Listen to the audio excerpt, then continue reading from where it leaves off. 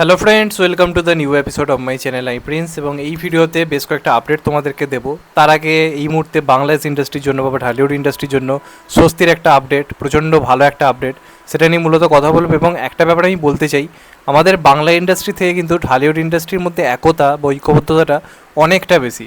আমি এই কথাটা কেন বলছি, তোমরা মোটামুটি 2-3 মাস পিছিয়ে যাও, খাদান রিলিজের সময় দেখো খাদানের সঙ্গে যে সিনেমাগুলো ছিল, খাদান কিন্তু সেন্সারে যে প্রবলেমে পড়েছে বা অন্যান্য জায়গা থেকে প্রবলেমে পড়েছে সেসব কিছুই ঘটেনি। খাদানের পেছনে পড়েছিল কিন্তু ক্লাসে মুক্তি পাওয়া সিনেমাগুলো, কীভাবে খাদানকে ছোটো করা যায়, কীভাবে সিনেমাটাকে খিল্লি করে দর্শকদেরকে ওই সিনেমাগুলো থেকে সরিয়ে আনা যায়, মানে ওই সিনেমাটা থেকে সরিয়ে আনা যায়, এটা মানে নোংরামি চলছিল। এটা আমরা সবাই দেখেছি, বা এর আগে চেঙ্গিজের ক্ষেত্রেও আমরা দেখেছিলাম যে ইন্ডাস্ট্রির মধ্যে একতার খুবই অভাব, বড় কিছু হলেই সবাই এটা পিছনে পড়ে লেগে যায়। সেখানে দাঁড়িয়ে এই মুহূর্তে বাংলা ইন্ডাস্ট্রির সবথেকে বড় সিনেমা বরবাদ, যেটার সঙ্গে ক্লাসে আসছে ধরো সিয়াম আহমেদের জঙ্গলি বা আবরার নিসোর যে সিনেমাটা দাগি, তো তারা এই সুযোগটাকে কিন্তু খুব ভালোভাবে কাজে লাগাতে পারতো। কারণ দেখো, সেন্সার সার্টিফিকেট নিয়ে একটা বড় রকম প্রবলেম হয়েছিল, আমরা জানি বড়বাদকে কেন্দ্র করে, মানে বিভিন্ন রকম ব্রুটাল দৃশ্য কেটে দেওয়া, আরও কিছু, মানে সিনেমার মেন এসেন্সটাই নষ্ট করে দেওয়ার একটা চক্রান্ত চলছিল। তো এই সুযোগে কিন্তু আবরার নিসো বা সিয়াম আহমেদা চাইলে কিন্তু সেই নোংরামিতে পা দিতে পারতো, সিনেমাটাকে নিয়ে ক্রিটিসিজম করতেই পারতো যে একদম ঠিক হচ্ছে বরবাদের সাথে, এটা আমি হওয়া উচিত, তাই তো পাওয়ার রয়েছে। কিন্তু তারা সেই পাওয়ারটা একবার সুন্দরভাবে ইউজ করলো বরবাদের পাশে দাঁড়িয়ে।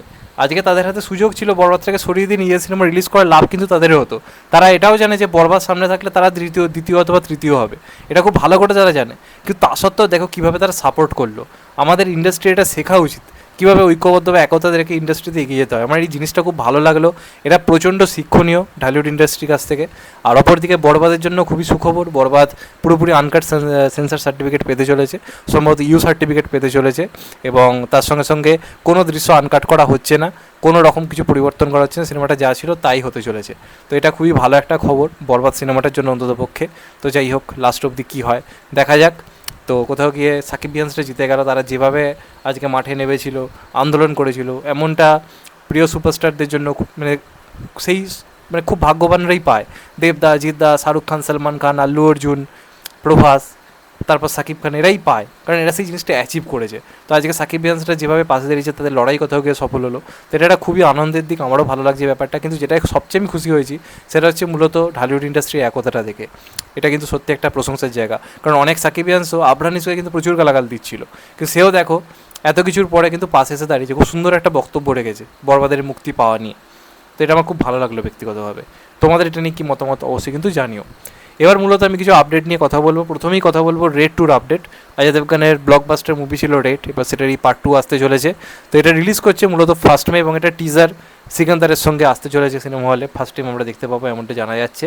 তো এই সিনেমায় কিন্তু ভিলেন হিসেবে রিতেশ দেশমুখ থাকতে চলেছে, তার আজকে ফার্স্ট লুক সামনে এসছে মন্ত্রী হিসেবে, একটা এমএলএ হিসেবে, তাই কিন্তু দেখতে মারাত্মক লাগছে।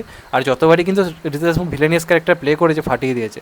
তো একদিকে অজয় দেবগান, একদিকে রিতেশ দেশমুখ, মানে আগেরবার যে অজয় ভার্সেস সৌরভ শুক্লার যে একটা ফেস অফ ছিল, সেটার মিসিংটা মানে কাটাবার জন্য রিতেশ দেশমুখ কিন্তু খুব ভালো একটা চয়েস, এবং রিতেশ দেশমুখের কামব্যাকের জন্য একটা খুব ভালো চয়েস। তো আমার মনে হয় রেড 2 সিনেমাটা ওয়ার্ক করে যাবে।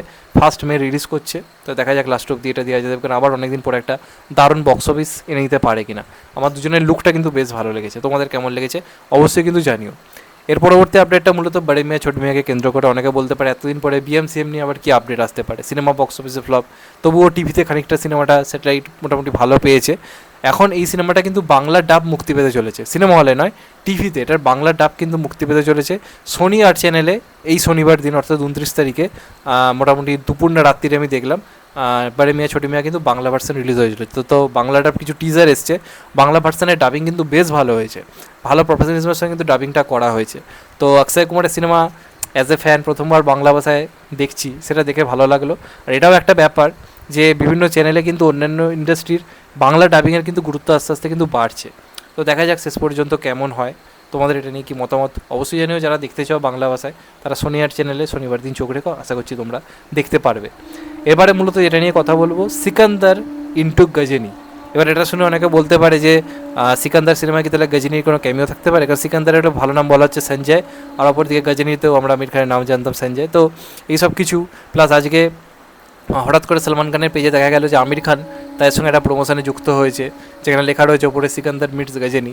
তো এটা কি শুধুই একটা প্রমোশন, নাকি সিনেমার মধ্যে সিকান্দার মানে সিকান্দার সিনেমায় গজনী একটা মানে গজনী 2 যেহেতু উঠবে হবে কথা কথা শোনা যাচ্ছে, তো একটা ক্যামিওকে আমরা দেখতে পেতে পারি।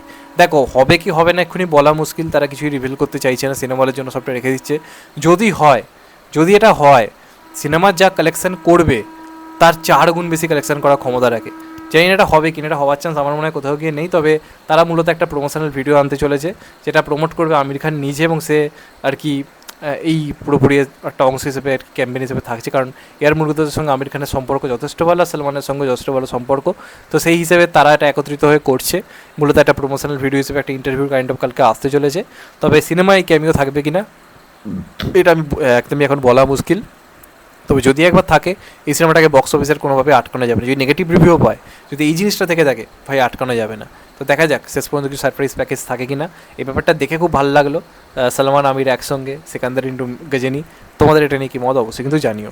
তো এইগুলি মূলত আজকের আপডেট ছিল। চ্যানেলটা নতুন হলে চ্যানেলটা সাবস্ক্রাইব করে দিও অ্যান্ড কেটে দেবে আইকন। ভালো থেকো সবাই, টেক কেয়ার, নমস্কার, আবার দেখা হবে এখন। তো ভাই সবাই ভালো থেকো, সুস্থ থেকো, নমস্কার, টেক কেয়ার, আবার দেখা হবে, ভালো থেকো।